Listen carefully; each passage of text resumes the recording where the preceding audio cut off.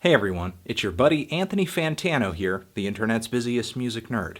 And you caught us at a really great time because we are about to crack the code, answer the question that has plagued mankind for millennia. We're gonna figure this out. Oh, we're so close to the answer. I can taste it. It's time for a review of the new Dame Funk record. Invite the Light. Dame Funk is a songwriter, a multi-instrumentalist, a singer, and a producer, known for his love and his revivalism of golden age 80s synth funk. And he embodies this style, this genre, this era in his music through and through. From the big names like Prince and Rick James to the obscure, dusty 12-inch extended dance mixes and singles that you could probably find in the dollar bin milk crates at your local record shops across the country. If you want to get a clear idea as to where Dame Funk is coming from musically and stylistically, Boiler Room recently put out a video where he is like doing a little DJ set of tons of records from his personal collection. And watching that DJ set, not only will you be taken back to a time in music which rarely gets its due as far as modern conversations about music, but you'll also be just, again, getting this clear idea as to what inspires Dame to do what he does. However, he can be a little tough to engage with sometimes, with the various obscurities that sit throughout his discography, the archival releases. His big breakout project on Stone's Throw Records is like this 5-album project. That's a lot of synth funk. Dame, he's not really a single-driven type guy. He's kind of been lost, I think, in the haze of new artists out there that are bringing synth funk back a little bit, like Chromeo and Tuxedo and Mark Ronson with that Uptown Funk single, as well as Blood Orange. Even Snoop Dogg's new album with Pharrell has a synth funk vibe on it. And Dame has taken part in some of these more concise synth funk releases as well. We have the collaborative release he did with Arrington.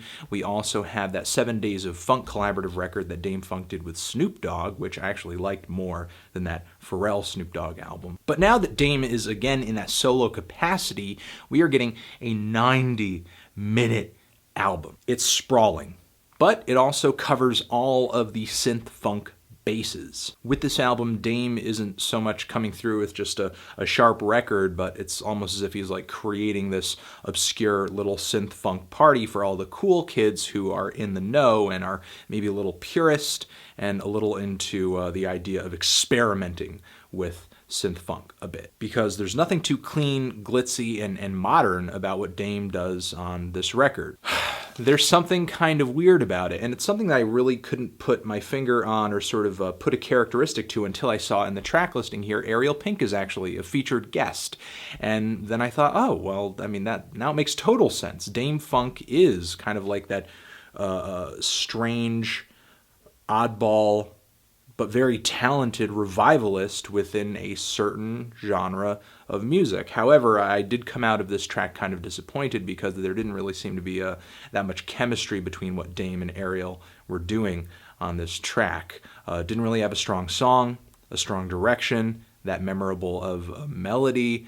It seemed pretty devoid of any kind of bold musical decisions of any sort. I mean, it's a lot of atmosphere and a lot of strange vocalizations on the part of Dame and Ariel. Still, though, this track did have a message to it, I guess a bit of a silver lining to the cloud, which is about acting, faking the funk, as they say, and I guess lying. Either about oneself, or maybe this is some kind of acknowledgement of Dame talking about his musical shtick, his slightly campy vocals all over this record. And this track is one of many examples where Dame is trying to put meaning into a lot of these songs and give these tracks and maybe give this album a little bit of a story and a little bit of a progression. Sort of like with the weird radio transmissions that bookend this album delivered by Juni Morrison of Funkadelic and Ohio Players fame, where he's talking about the funk. Or even the track Surveillance Escape, where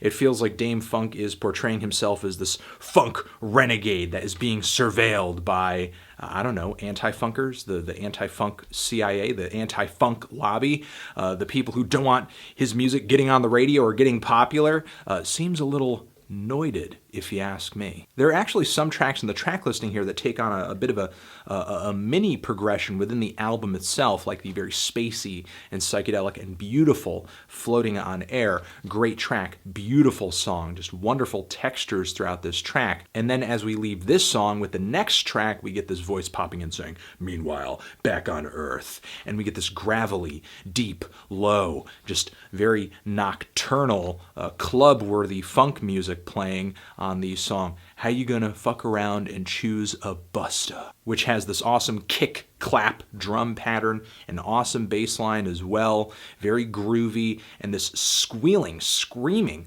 little synth melody that colors the space left by all the other instrumentation perfectly.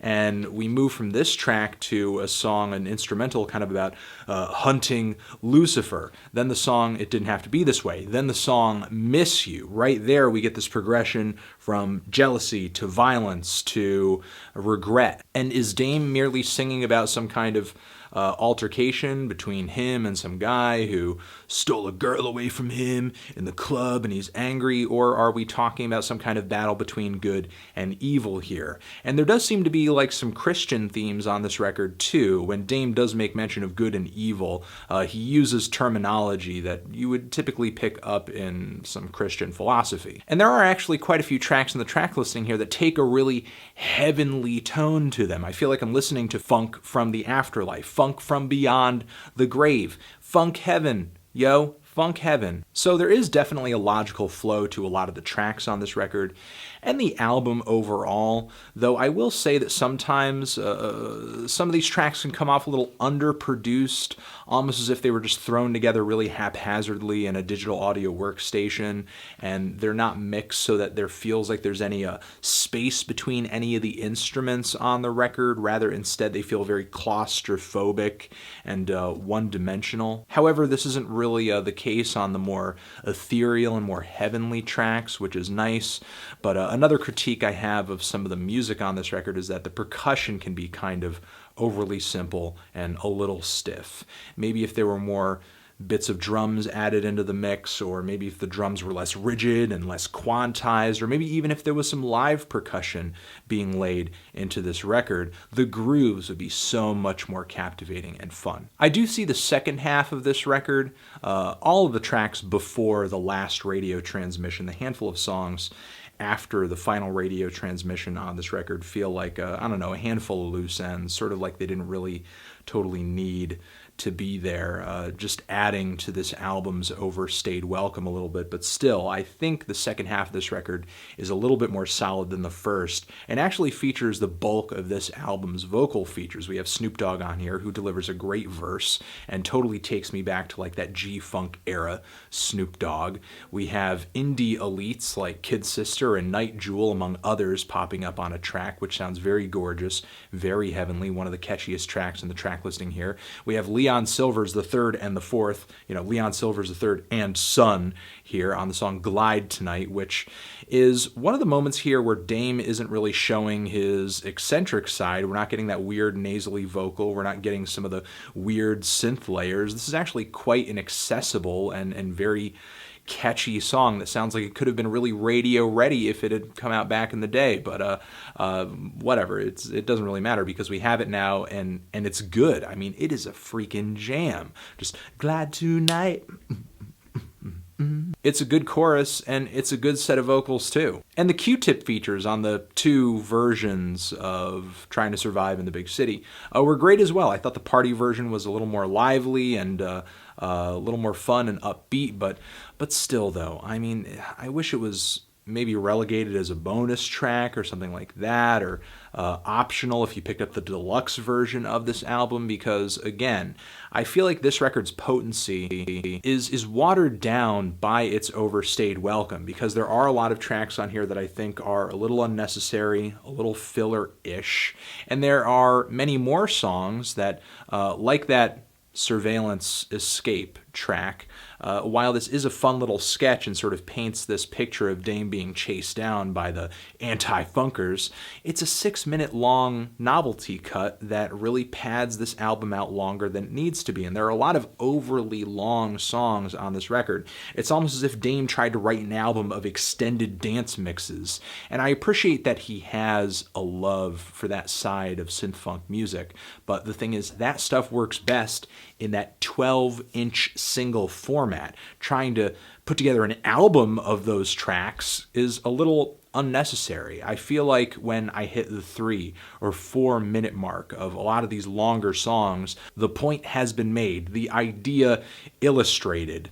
You're not really adding anything to the song by making it 8 or 9 minutes. Still though, I hear a lot of talent on this record. I think Dame is a character, and I think he makes some great music and pulls together some good productions, and I think as far as this genre goes, he has great taste, which I think is why he continues to make such interesting music within this style, this subgenre of funk. But I think if he's going to come out with a record in this style that hits hard, he's going to need to, as they say, kill some of his babies and just come through with something a little bit more direct. Because right now, his all-inclusive approach to what he puts onto his records makes his music hard to digest sometimes, when it really doesn't necessarily need to be. I mean, a few of these longer tracks, a few of these weirder tracks here and there is completely fine. And tracks like Glide Tonight are, in my opinion, synth-funk bangers. I mean, total like hit potential on that track. It's a great tune. I think this record could just use a little bit more, I guess, more of a concise approach. Though I still like it. Again, I think a lot of talent on this record. I think Dame Funk is a great musician and someone whose next album I'm most definitely looking forward to. I'm feeling a light to decent 7 on this thing. Transition, have you given this record a listen? If you have, what did you think of it? Did you love it? Did you hate it? Why? What do you think I should review next? And that's it. Anthony Fantano, Dame Funk, forever.